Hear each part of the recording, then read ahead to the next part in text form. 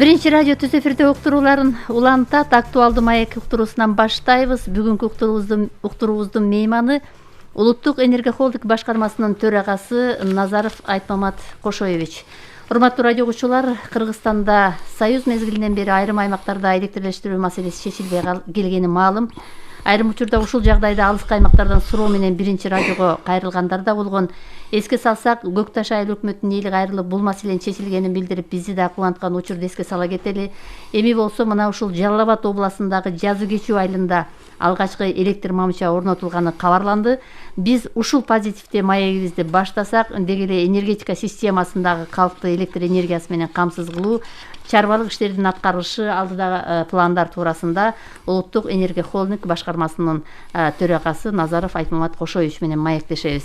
Айтмамат Кошоевич, студиябызга кош келипсиз. Саламатсызбы? Саламатсыздарбы, урматтуу радиолучулар. Мамлекет башчы Сооронбай Жээнбеков ушул энергетикалык система бул реформага муктаж экенин белгилеп, өлкө жарандарын ушул үзгүлтүксүз электр жарыгы менен камсыз кылууну тапшырып келет да. Мына өткөн жумада сиз өзүңүз ушул Жалал Абад областындагы мына ушул жогоруда биз белгилеген Жазы Кечүү айылында алгачкы электр мамычасы орнотулганын, мына ушуга күбө болуп келдиңиз. Буюрса, бул ушул 1-сентябрда камсыз боло турганы дагы маалымдалды. Бул дагы ушул өлкө жетекчисинин койгон тапшырмаларынын бири да, ушундайбы? Кандай дейсиз? Туура айтасыз. Бул маселе негизи эле Кыргызстанда бүгүнкү күндө ушул электр энергиясы жетпеген айыл статусун алган конуштардан 5 конуш бар деп жүрөбүз. Ошонун бири ушу Жазы Кечүү айылы. Бул боюнча ушу Союздан бери аракет болуп ал жерге ошо электр энергиясы жеткирилген эмес. Биздин президентибиз Сооронбай Шарипович Жалал Абад областына 18-жылы иш сапары менен барганда атайын жарандар кайрылып, ушул маселени чечип берүүнү өтүнгөн. Бул маселе көйгөй, ушу энергетиктердин көйгөйлүү бир маселелердин бири болуп келген. 2019-жылы барып, ошо жеринен көрүп, эсептеп, тактап, кайра өлчөп, кандай кылып чечебиз деп отуруп, анан ушул аба чугалгыларын тартуу боюнча чечимге келип, быйыл ушул июнь айынын 6-сында барып жумушту баштадык. Кудай буюрса 1-сентябрга бүткөрөбүз деген оюбуз бар. Эми ушул азыркы учурда ушул Жазы Кечүүгө окшогон дагы бизде барбы мындай бир электр энергиясына таптакыр кошулбаган? Мындай айылдардан мен жана сөзүмдө айтып кеттим, 5 айыл бар деп. Бул Жазы Кечүү айылы Базакоргон, Жалал Абад областынын Базакоргон районунда жайгашкан. Кызыл Бейит айылы Аксы районунда, Жалал Абад областынын Аксы районунда жайгашкан. Шыңсай Жалал Абад областынын Нокен районунда жайгашкан айыл. Кең Шуу айылы Нарын областынын Жумгал районунда жайгашкан айыл. Зардалы Баткен областында жайгашкан айыл, Баткен районунда. Эми бул 5 айылдын бул ошол Союздан бери эле буларга ошол электр энергиясы чечилген эмес. Кызыл Бейит айылы менен Кең Шуу айылына, Аксы району, Жумгал районундагы айылдарга биз бул өтө электр энергияны жеткирүү өтө кымбатка турат. Өтө шарттары оор деп, анан ал жерге атайын күн панелдерин, жана солнечный панелдер деп коет, ошону алып барып атайын проект менен коюп бергенбиз. Элдер азыр убактынча ошону менен пайдаланып атышат. Ал эми таптакыр свет жок. Ушу Жазы Кечүү айылы менен Зардалы айылы болуп аткан. Азыр Жазы Кечүүнү баштадык. Кудай буюрса, ушул июнь айынын аягына чейин ошо Зардалында барып, ал жердеги шарт менен таанышып, калкы менен жолугуп, анан кандай кылып чечебиз, анда азыр пландаштырып атам. Кудай буюрса, ал Зардалыда дагы свет болот деген пландарыбыз бар.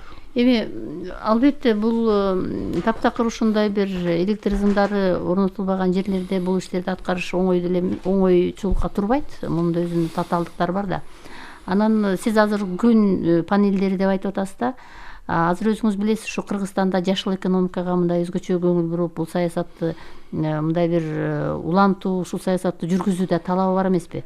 Анан ошол күн панелдери менен эле маселени чечсек болобу? Мисалы үчүн, албетте жаратылыш ресурстарын үнөмдөөгө бул чоң салым кошот, бирок ошол учурда ал канчалык жетиштүү? Ал өзүбүздөн чыга турган заводдун дарамети кандай?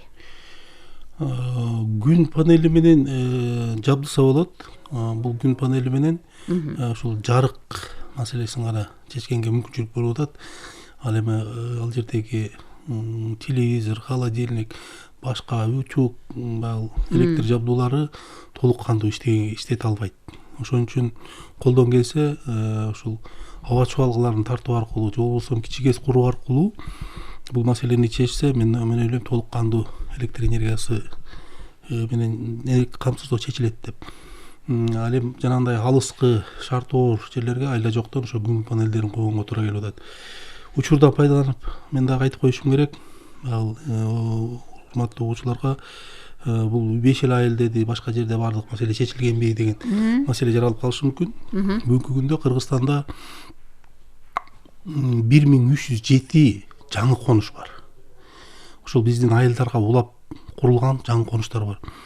Бул конуштарда деги эле Кыргызстан боюнча ушул электр энергиясы жетпеген жок деп айткандан бир аз алыспыз. Ошол конуштарда акыбал чындыгында оор эле, бирок баардыгы кандайдыр бир жолдор менен электр энергияларды тартып алышкан. Үйлөрүндө электр энергия бар. Ал жерде ошол мамычаларды өздөрү орнотуп, өздөрү колунан келишинче проводдорду тартып алып, анан трансформаторлорду акча чогултуп салып, ошенткен конуштарыбыз аябай эле көп. Бул биздин энергетиктердин дагы бир чоң көйгөйү.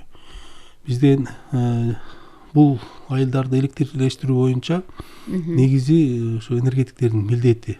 Бирок каражат маселесинин тартыштыгынан, ошо бизге электр энергияга төлөнгөн тарифтердин төмөндүгүнөн бул жумуштарды убагында аткарууга мындай бир толук мүмкүнчүлүк болбой атат. Жылына колубуздан келишинче жасап атабыз, бирок бул өтө эле жетиштүү. Ошон үчүн биз жерлерге барганда ушул тургундардан чоң сын пикирлерге кабыл алабыз. Ушул айылдарга силер тартпайсыңар, өзүңөрдүн акчаңарга салгыла деп айтасыңар, камыз кылбайсыңар, тиги жөргөмүштүн желесиндей болуп көрүнгөндөй кылып асылып эптеп жашап келатабыз деген сын пикирлерге кабыл алабыз да. Бул конуштарды биз эсептеп көрдүк. Буларды камсыз кылуу үчүн 2,5 миллиард сомдон ашыгыраак каражат талап кылат экен. Сом. Биз бүгүнкү күнү ошол өзүбүздүн ошол электр энергияга чогулган акчанын эсебинен ошо бар абоненттерди электр чуалгыларын, трансформаторлорун тейлеп ремонт кылып, мындай бир элди камсыз кылган араң жетип келип атат да. Ошол себептен булардан биз толук кандуу камсыз кыла албай атабыз. Бул биздин чоң көйгөй. Ошону ушул учурдан пайдаланып айтып коюшум керек. Мен ошо урматтуу биздин абоненттер, урматтуу биздин калк ушуну туура түшүнүү менен кабыл алып, ушул колубуздан келишинче бул маселени чечкенге биз аракет кылабыз. Андан сырткары дагы бир көйгөйүбүз бар. Бул бүгүнкү күндө бизде 10 киловольттон төмөнкү чыңалуудагы электр мамычалары, бул 10 киловольт, анан 0,4 киловольт деп коет. Ошол мамычалар Кыргызстан боюнча 1 миллион штуктан ашыгыраак ошондой мамычалар бар. Алардын 600 миңи ушу жыгач мамычалары. Алардын бир 400 миңге жакыны дагы ушу чирип, кулап калуу деңгээлине жетип, мындай бир коркунуч жараткан, алар тез аранын ичинде алмаштырууга муктаж. Биз бүгүнкү күндө жылына бир 20 миңге жакын мамычаларды алмаштыра алабыз өзүбүздүн күчүбүз менен. Бирок 400 миңди алмаштырганга биз өтө эле күч жетпейт. Бул дагы биздин көйгөйлөрүбүздүн бири болуп келатат. Эң коркунучтуу болгон участоктарды ошо колдон келишинче алмаштырып, ошолорго жаңысын бетон мамычаларды коюп алмаштырып атабыз. Ушу мен келгенден бери атайын тапшырма берип, ушул биздин ишканаларда ошол мамыча чыгарган, электр мамычасын чыгарган мындай цехтерди ачалы деп тапшырма бергем. Былтыркы жылы Балыкчы шаарында ачылды. Бул Чыгыш электр акционердик коомунун базасында. Быйылкы жылы март айында мына Жалал Абад областында База Коргон районунда барып ачтык. Бул да болсо бизге бир чоң мындай өбөлгө түшүп, ошол мамычаларды алмаштырганга шарт түзөт. Буга чейин мындай мамычаларды жеке жактардан сатып алып, тендердин негизинде сатып алып коюп келгенбиз. Бунда дагы көйгөйлөр жаралган. Баягы сапаты начар болуп калып, анан койгондон кийин бат эле жыгылып калып, сынып калып, укаланып түшүп калып, ошондой көйгөйлөрдөн улам өзүбүз ачалы, ушу технологиясын толук сактап куралы, көп жыл тура турган кылып куралы деп ушундай цехтерди өзүбүз ачканга мажбур болдук. Азыр ошо 2 цех ачылды, анан түндүк электр ишканасында дагы мындай цех бар. Негизинен өзүбүз орнотуп жүргөн ошо 20 000 мамычаны толук өзүбүз чыгарганга кудуретибиз жетет. Бир гана ушул Ош Электр акционердик коомунда мындай цех ачылды элек, аларга да тапшырма койгом. Кудай буюрса жакын арада ал жакта да ушул цех ачылат. Мен ойлойм, бул маселелерди чечип алсак, өзүбүз өндүрүштү уюштуруп алсак, жумуш батыраак алдыга жылат. Ошо чиреген мамычаларды, ошо керек болгон жаңы конуштардагы мамычаларды батыраак коюп, мындай тейлөөнү жакшыртканга бир шарт түзөт эле. Туура. Айтмат Кошоевич, мына бизге деле ушул эфир учурунда дайыма ушундай суроолор болчу да. Негизи булардын баягы эксплуатациялык же болбосо баягы өзүн иштеп бүттү да, жанагы сиз айткандай жыгач мамычалардын. Бирок мисалы үчүн сиздер мындай бир приоритет кыласыздарбы? Мына жанагы 5 айыл, андан башка дагы айылдар бар. Бирок ошолордо баягы аймактарда көбүрөөк, ошол жерде көбүрөөк жашаган үй бүлөлөргө карайсыздарбы? Мисалы үчүн аны приоритет кылып кантип тандап атасыздар? Эми бизде ушул айылдарды тейлеген бизде 4 ишканабыз бар. Түндүк электр акционердик коому бул Чүй, Талас, Бишкек шаарын тейлейт. Чүй областын, Талас областын, анан Бишкек шаарын. Чыгыш электр акционердик коому бул Ысык Көл областы, Нарын областын тейлейт. Анан Ош электр акционердик коому бул Ош областын, Баткен областын тейлейт. Жалал Абад электр акционердик коому бул Жалал Абад областын тейлейт. Ушул ишканалардын ар киминин өзүнүн иштеп тапкан каражатына ылайык жылда биз бюджеттү түзүп атканда эң көйгөйлүү болгон, эң ушул бат тез арада алмаштырыш керек, маселени ушундай баттыкта чечиш керек деген гана айылдарды киргизип ошолорду чечкенге мүмкүнчүлүк болуп атат. Ал эми калгандары баягы өз кезегин күтүп туруп калып атат да. Мен ойлойм, Кудай буюрса бул жумушту мындай бир приоритеттүү багыттарыбыздын бири деп алып, ушул маселенин үстүнөн иштөөнү колго алалы деп чечип атабыз. Анан дагы бир мындай бир көйгөйлүү маселе бар. Муну дагы ушу биздин угармандарга пайдаланып, азыркы эфирден пайдаланып айтып коюшум керек. Мына акыркы жылдары Бишкек шаарында, Ош шаарында мыйзамсыз салынып кеткен үйлөр бар. Бизге бул чоң бир мындай бир проблеманы жаратып атат. Биздин мыйзам боюнча кимде ким ошол көөлөндүргөн үйүнүн документи болбосо, биз ага электр энергия бергенге мындай акыбыз жок. Азыр ошондой үйлөрдөн мындай бир жакындатып эсептегенде 20 000ден ашык үй, ошондой үйлөр курулуп калган. Алар дайым ошо электр энергиясын талап кылып келет бизден. Бирок убактылуу маселени чечкенбиз, ошо трансформаторлоруна чейин биз алып барып коюп бергенбиз дагы, трансформатордон ар жагын калк ар ким өзү тартып кеткен. Бирок бүгүнкү күндө светтери бар. Ал жерде же кубаттуулугу жетпейт, же аба чубалгылары начар, же трансформатордун кубаттуулугу жетпейт, көйгөй жаралган боюнча калып атат да. Ичиндеги эсеп кысап маселесин ошол калк өзү ара баягы уюшуп алышып өз ара жүргүзүп атышат.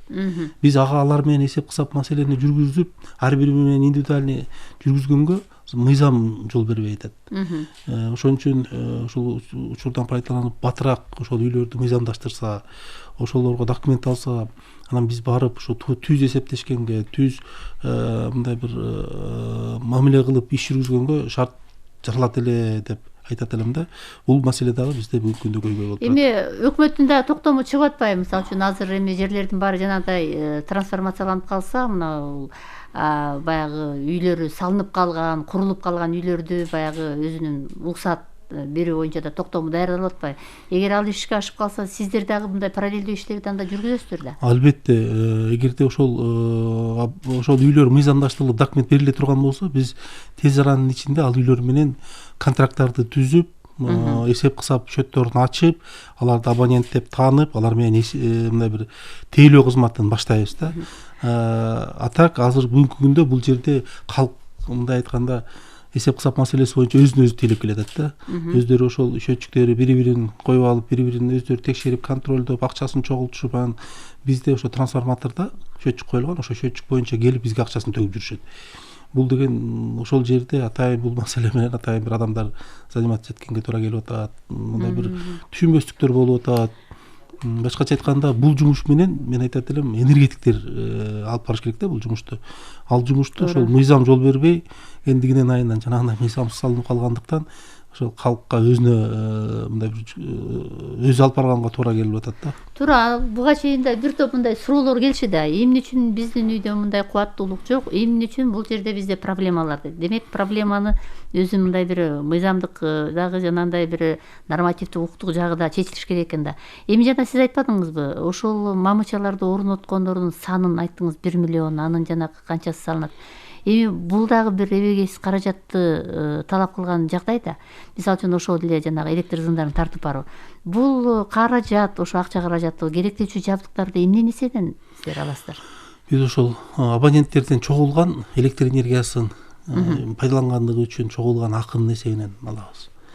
Мындай акы бизде бир жылда ушу Кыргызстан боюнча энергия система боюнча 23 миллиард сомдун тегеретесин түзөт. Бул 19-жылдын жыйынтыгы менен ошо 23 миллиард сом болду. Эми муну мындай бир чечмелеп айтып берсем, бул акча каякка кетет? Бул электр энергияны пайдалангандыгы үчүн чогулган акча. Бул акчанын 4 миллиард сомун биз сырткы карыздарды, кредиттерди төлөгөнгө төлөдүк. Ошону жапканга төлөдүк. 5 миллиард сомго жакынын мына Бишкек ТЭЦин жылытууга отун, нефть, то есть мазут, көмүр сатып алып, ошо ремонт иштерин жүргүзүп, ушул Бишкек жылуулук борборуна жумшайбыз. Андан сырткары 4,5 миллиард сомдук салыктарды төлөйбүз, соцфондду төлөйбүз. Анан где-то бир 6-7 миллиард сомдук ар кандай жабдыктарды сатып алабыз. Трансформаторларды сатып алабыз, аба чугалгыларын сатып алабыз, жана изолятор деп коет, аларды сатып алабыз. Ошолорду эскилиги жеткен жерлерди алмаштырып неме кылып турабыз да. Кээ бирлер айтышы мүмкүн, бул 6 миллиард сомго сатып алсаңар аны менен тиги калкты чечип койбойсуңарбы деп. Биздин бир эле кичинекей бир көмөкчөрдөнүбүз азыр бүгүнкү күндө өтө мындай тез алмаштырууну талап кылып аткан мына Бишкектин тегеретесинде жайгашкан Аларча деген көмөкчөрдөнүбүз бар. Бул жердеги бир трансформатор 150 миллион сом турат. Ошону алмаштырыш бүгүнкү күндө көйгөй болуп атат. Эгерде аны ушу кыш түшкөнгө чейин алмаштырбасак, Бишкекте кандайдыр бир электр энергиясы жетпей, Бишкекти камсыз кыла албай чектөөлөргө чейин жетип калабызбы мүмкүн деген коркунуч бар да. Быйыл өткөн 19-20 кышта, жылдагы кышта араң мындай бир камсыздап жеттик да, дагы Кудай жалгап аба ырайы жылуу болду. Көп керектөө болгон жок. Эгер аба ырайы суук болсо, анда электр энергияны менен камсыз кыла албай калмакпыз. Ошондой бир эле трансформаторлор ушундай 150 миллион сом турган трансформаторлорубуз бар да. Ошон үчүн баягы каражатты көп талап кылат, энергия жабдуулар бизде кымбат. Ошон үчүн каражаттын негизги бөлүгү ошол жакка кетип атат. Анын где-то бир 5 миллиард сомдой бизде 16 миңден ашык коллектив бар. Ошолорду айлык менен тейлөөгө кетет да. Анан ошол жанагы 6 миллиардка оборудование алабыз дедик, ошонун кандай 1 миллиардка жакыны ошол калкты тейлегенге 1 миллиард 700 миллион сом ошо калкты именно ошо абоненттер жайгашкан участоктардагы трансформаторларды алмаштыруу, жаңыларын коюу, линияларды тартуу деген, мамычаларды орнотуу деген ушул жумуштарга колдонулат. Сартылат. Бирок бул мүмкүндө жетишсиз болуп атат. Эми Айтмат Кошович, мына сиз акыркы убактарда ошол жеринен барып таанышып атасыз. Анан азыр эми сот тармак деген бар да. Биз дагы айрым жанагы ошол эле зымдарды тартып жүргөн кызматкерлерди, ошол жумушчуларыңыздарды көрүп, бул эбегейсиз чоң жумуш экенин мындай бир түшүнүп турабыз да. Анан мына сиз жана айттыңыз Зардалы айылы депчи. Зардалы деген тетиги эле алыс жерде. Анын жолу дагы бар. Ал жерде инфраструктуралар деле аябай укмуш болуп кеткен эмес да. Мына ошол жерге электр энергиясын жеткирип баруунун өзүн канчалык кыйын экени, же ал оңой эле болуп калган экен, кантип түшүндүрсөк болот биздин уучуларга? Эми мен бул өзүнчө чоң түйшүк болсо керек. Мен өзүм Сузак районунда туулуп чоңойгом. Ошо Жаз кечүү деген айылга ошо кичик кезимен эле барып көрүп жүргөм да. Ал жерде бүгүнкү күнгө чейин ушу жол маселеси чечилген эмес. 6 ай жол жабылып калат, кыштын күнү каттоо жок болуп калат. Ооба. Элдер ошол жерге ошо 6 айлык өзүнүн оокаташын даярдап алып, ошол жакта кыштап, ошол жакта калып калышат. Ошого кошулуп ташыл свет маселеси да жок да.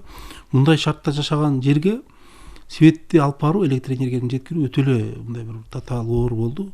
Же болбосо мындай жеңил болгондо башта эле чечилип калмак бул маселе. Анан ошо чечилбегендиктен быйыл ушу чыгынып туруп жасабасак болбойт деп жасадык. Себеби ал жерде бизде калкыбыз жашап атат. Айыл статусун алган мектеп бар, ФАП бар.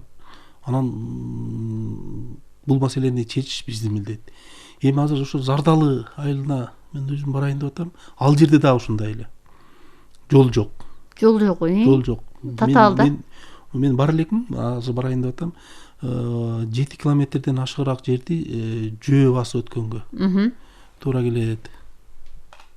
7 километрден ашыгыраак жерди жөө басып өткөнгө туура келет. Анан аска зоону аралап барганга туура келет деп айтып атышат.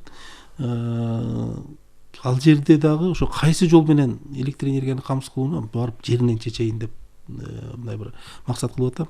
Же электр аба чубалгыларын тартуу аркылуу камсыз кылабызбы, же жаңы мындай бир кичик гез курабызбы, же күн панелдерин коюп беремби, же болбосо жанагы дизелдик генератор деп коет, ток чыгарган, ошону менен коюп ал жердин маселесин чечип беремби? Ал барганда ошо шартын көрүп туруп анан кийин чечели деген ойго келип атам. Кандай болсо дагы Зардалы айылында мындай жарыкчылык келип, бул жерде да жакшы бир мындай бир эми Зардалы айылына коюлуптур дегенди уккан эмеспиз, бирок бул дагы бир чоң жаңылык болот экен буюрса. Анан дагы бир маселе, Айтмамат мырза, мына акыркы убакта ушул электр энергиясын колдонуучулардын катары көбөйүп атат да, керектөө абдан өсүп атат да. Анан мен сурайырым, ушул мындай эми пайыздап алганда канча болуп азыркы күндө жетти бул керектөөчүлөрдүн саны? Анан кийин ушундай шарттарда сиздер баягы энергияны өндүрүүнүн жаңы жолдорунун шарттарын мындай бир приоритет катарында бир коюп алдыңыздарбы? Ушул жагынан эмнени айтсак болот? Бүгүнкү күндө бизде Кыргызстан боюнча 1 миллион 500 миң абоненттен ашыгыраак биздин абоненттерибиз бар. Баягы абонент деп эми ошол контракт түзүлүп, керектөөчү менен пайдаланып, ошол бир точка аркылуу берген абонент точкадан алган кардарды биз абонент деп атайбыз. Ошол абоненттердин саны 1,5 миллиондон ашык. 2019 жыл ичинде 30 миң абонент кошулду. Башкача айтканда бул жаңы үйлөр, жаңы квартиралар, жаңы пайда болгон үй бүлөлөр, мына ошолор келип кошулду. Жылына электр энергияга болгон керектөө 5%-ын тегеретесинде өсүп атат. Бардыгыбыз мактанып жүрчүбүз, Кыргызстан энергетикалык жактан алдыда, гэстерибиз көп деп. Бирок тилекке каршы биз ошол резервдин баардыгын, Союздун убагында курулган резервдин баардыгын уже пайдаланып бүтүп калдык да. Башкача айтканда бүгүнкү күндө биздин өндүргөн электр энергия менен керек деген электр энергиябыз тең келип калды. Эгерде мындан ары курбасак, жаңы кубаттуулуктарды курбасак, жаңы гэстерди курбасак, биз кошуна мамлекеттерден электр энергиясын импорттоочу өлкөгө айланып калышыбыз мүмкүн. Буга чейин биз кошуна мамлекеттерге сатып келгенбиз. Эми азыр алардан сатып алганга туура келет. Мына быйыл азыр Казак Республикасы менен келишимге келдик. 500 миллион киловатт саат электр энергиясын сатып алганга быйыл. 2010 жылы Кыргызстан боюнча керектөө, жалпы керектөө 12 миллиард киловатт сааттын тегеретесинде болчу. Биз суу аз болобу, көп болобу, аны байкачу эмеспиз. Анан ошо ашыкча 3 миллиардтын тегеретесинде электр энергиясын сыртка сатып келгенбиз. Азыркы күндө ошо 10 жылдын ичинде, мына 20-жылга биздин керектөө 15 миллиардка чыкты. Башкача айтканда биздин кубаттуулугубузга менен тең элди. Биз сыртка сата албай калдык. Сырттан кайра ушу жетпей калат деп, суу аз болуп калды деп бардыгыңыздар угуп атсаңыздар керек. Ооба. Токтогул суу сактагычында суу аз, ошон үчүн электр энергиясын сырттан сатып алабыз деп кайра айтып элге түшүндүрүп атабыз. Өзүбүздүн өндүргөн электр энергиябыз жетпей атат. Мындай шартта ушул жаңы гэстерди курбасак, бул заман талабы болуп турат, келечектин талабы болуп турат. Бул багытта бүгүнкү күндө иш алып кетип атабыз. Бир топ инвесторлорубуз бар. Кээ бир абоненттер айтат, канчалаган кредиттерди алдыңар, ошону эсебинде коюп койсоңор болбойбу деген да суроо болушу мүмкүн. туура бүгүнкү күнгө чейин бүгүнкү күндөгү биздин карыз доллар менен эсептегенде $1,5 миллиард ошо энергетиктердин карызы. Жана Кыргызстан $4 миллиард карыз деп айтылып жүрбөйбү? Ошонун $1,5 миллиарды ошол энергетика системасына келген карыз. Эмне өзгөрдү, ошого деле курса болбойбу деген суроого мен мындай жооп берет элем. 3 эле проект $1 миллиард ашты. Энергетика тармагында жалпы ошо сырттан кредит алып 50ден ашык проект ишке ашкан. Ошонун 3-өө эле $1 миллиард ашты да. Башкача айтканда 3төн 2син түздү. Бул Бишкек жылуулук борборун кайрадан реконструкциялоо, Датка Кемин аба чубалгысын, Датка Кемин подстанциясын куруу, анан түштүктө ошо Кристалл таш көмүрдөн Ош шаарына чейин 220 киловольттук линияны тартканга. Ушул 3 проект эле $1 миллиард ашык каражат кетти. Анан жанагы айтып атышпайбы, биз Кытайга карызбыз, Кытай мындай бир башка шарттарды коюп баштайт деп. Ошол 3 проекттин баардыгы ошо Кытай мамлекетинен алынган. Башкача айтканда энергетиканын $1 миллиард карызы ошо Кытай мамлекетине туура келет. Эми биздин жарандар сөзсүз түрдө гидрологиялык божомолдор кандай болот экен, быйыл суу аз болуп калды, биз кыштан деги жакшы өтөт бекенбиз деп атат. Азыр сиздер мынакей кышка карата даярдыкты азыртан көрүп атасыздар ушул тапта. Жарандарга эмнелерди белгилейт элеңиз? Мына быйыл эми ушул Токтогул суу сактагычындагы суунун көлөмү кандай болуп атат? Анан план кандай жака бурулушу мүмкүн? Токтогул суу сактагычында бүгүн эртең мененкиге суунун көлөмү 13 миллиард 100 миллион кубометрди түздү. Бул былтыркыга салыштырмалуу 1,5 миллиардга аз, ал эми мурдагы жылкыга салыштырмалуу 3,5 миллиард кубка аз.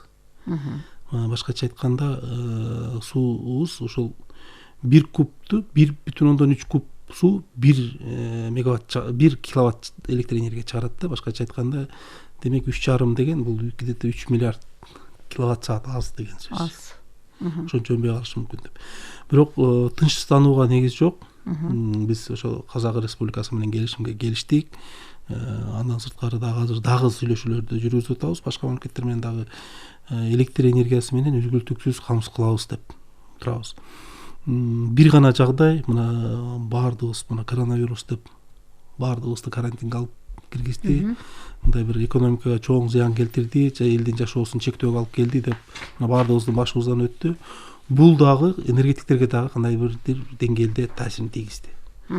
Башкача айтканда 2,5 сомдон төлөгөн клиенттерибиз, абоненттерибиздин баары токтоп калды. Мен ушул сурайын деп тургам да азырчы. Анан 77 тыйындан төлөгөн калкыбыз гана төлөп калды да. Ошонун айынан 1 миллиард сомдун тегеретесинде акча түшпөй калды. Бул биз үчүн мындай бир чоң эле орто толгус мындай бир жоготуу болуп калды.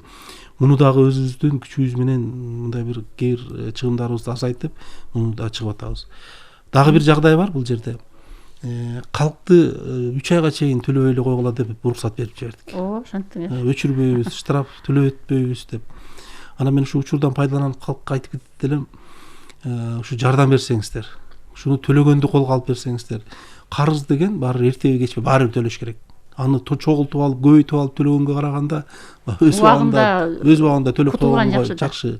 Мүмкүнчүлүк болсо ошону төлөп берсеңиздер. Бул акча ошол биздин кышка болгон даярдыгыбызга кете турган акча. Ошол акча менен биз ушу кышты аман эсен чыкканга даярдыктарды убагында көрүп, ушу кыштан аман эсен чыгат элек деп кайрылат элем. Ушуну азыр болгон күчүбүздү ушул багытта жумшап атабыз. Ошо карыздарды өндүргөнгө. Карыздарыбыз примерно 60% өсүп кетти.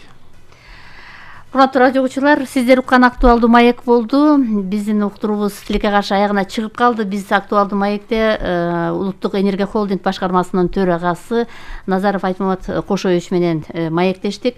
Энергетика системасындагы азыркы жүрүп жаткан жаңы маалыматтар менен тааныштыңыздар. Берүүнү Таалайгүл Сыдыкбекова алып барды. Эсенчиликте жолугушалы.